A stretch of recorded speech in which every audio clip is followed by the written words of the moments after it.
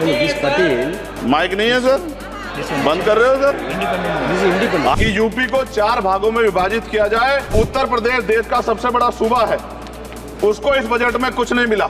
हमें यूपी की सरकार की चिंता नहीं है, लेकिन यूपी की जनता की चिंता है। जब ईडब्ल्यूएस 10% दे सकते हैं तो 5% शेड्यूल कास्ट की उन जातियों को दिया जा सकता था। क्या बेवकूफी की गई है? ये हरियाणा की बेटी नहीं है सर, वो एक जात की बेटी नहीं है, वो हमारी बहन है, देश की बेटी है। सरकार के मंत्री ने क्या कहा कि हमने इतने पैसे दिए, एहसान किया क्या? नमस्कार दोस्तों, भारत एक सोच देख रहे हैं आप। दोस्तों, लोकसभा का सत्र चल रहा है और ऐसे में हर सांसद एक के बाद एक अपने सवाल उठा रहा है, सरकार पर हमला बोल रहा है।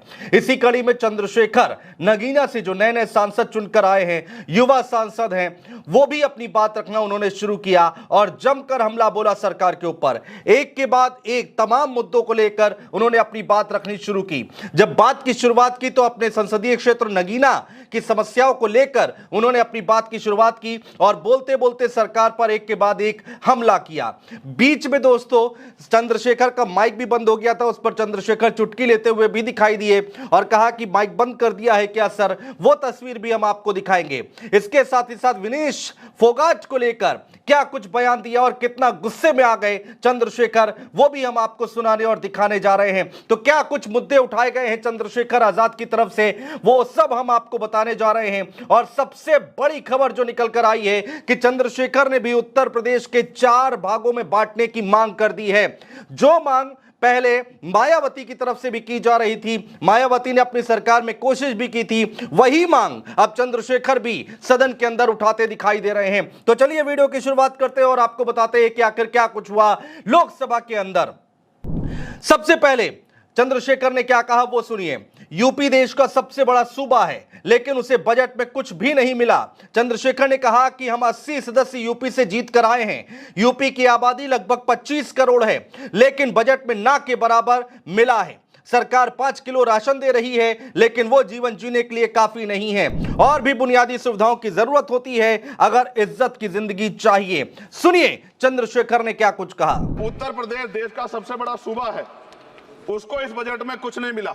और बहुत सारे मेंबर, 80 के लगभग हम मेंबर जो है उत्तर प्रदेश जीत के आए, ना के बराबर मिला। यूपी में 25 करोड़ से ज्यादा आबादी है, उत्तर प्रदेश के अंदर 5 किलो राशन सरकार दे रही है, लेकिन जीवन जीने के लिए काफी नहीं है। और भी बुनियादी सुविधाओं की जरूरत पड़ती है अगर इज्जत की जिंदगी चाहिए। दोस्तों, चंद्रशेखर अपनी बात रख रहे थे और इसी दौरान उनकी आवाज आनी बंद हो गई तो एक सांसद ने कहा कि माइक बंद है। उस पर चंद्रशेखर ने किस तरह से चुटकी ली, क्या कुछ हुआ, वो छोटा सा वीडियो देखिए।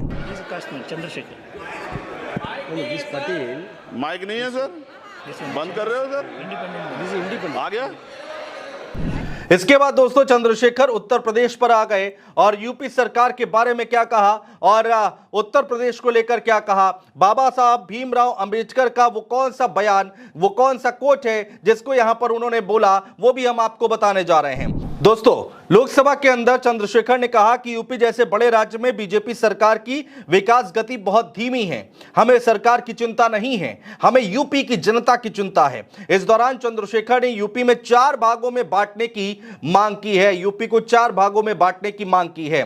चंद्रशेखर ने कहा कि हमारी केंद्र सरकार से मांग है कि यूपी को 4 राज्यों में विभाजित किया जाए। उन्होंने डॉक्टर अंबेडकर को कोट करते हुए कहा कि राज्य जितना छोटा होगा, राज्य की प्रगति उतनी ही होगी, जनता को रोजगार मिलेगा और जनता का जीवन संपन्न होगा। जरा सुनिए। यूपी जब एक बड़ा राज्य है, लेकिन यूपी में भाजपा सरकार की विकास गति बहुत धीमी है। हमारी सरकार से, केंद्र की सरकार से मांग है, हमें यूपी की सरकार की चिंता नहीं है, लेकिन यूपी की जनता की चिंता है। मैं मांग करता हूं कि यूपी को 4 भागों में विभाजित किया जाए। डॉक्टर बाबा साहब अम्बेडकर ने कहा था 1995 में, उनकी बुक है थॉट्स ऑफ लिंग्विस्टिक स्टेट, किताब में कहा था राज्य जितना छोटा होगा, राज्य की प्रगति उतनी होगी, जनता को रोजगार मिलेगा और जनता का जीवन संपन्न होगा। दोस्तों, चंद्रशेखर यही नहीं रुके, उन्होंने आगे कहा कि हमारे लोग इतने ही हितैषी होते तो ईडब्ल्यूएस के जरिए जब 10% दिया जा सकता है तो एससी की जातियों के लिए भी 5% दिया जा सकता है, लेकिन गरीबों के उत्थान की इच्छा शक्ति नहीं है। ओबीसी की जातियों को भी दिया जा सकता था।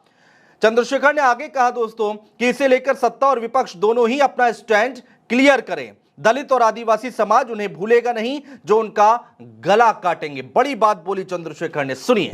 अगर इतना हितैषी हमारे लोग होते तो जब ईडब्ल्यूएस 10% दे सकते हैं तो 5% शेड्यूल कास्ट की उन जातियों को दिया जा सकता था, लेकिन दृढ़ संकल्प और इच्छा शक्ति नहीं है गरीबों के उत्थान की। साथ साथ ओबीसी की जातियां उनको भी दिया जा सकता था। ये जो हमारे साथ खेल किया गया है, ये खेल जो है इसमें बहुत गुस्सा है। सरकार को संज्ञान लेना चाहिए और सत्ता और विपक्ष दोनों जो है अपना स्टैंड क्लियर कर दें, क्योंकि दलित समाज, आदिवासी समाज इसको देख रहा है।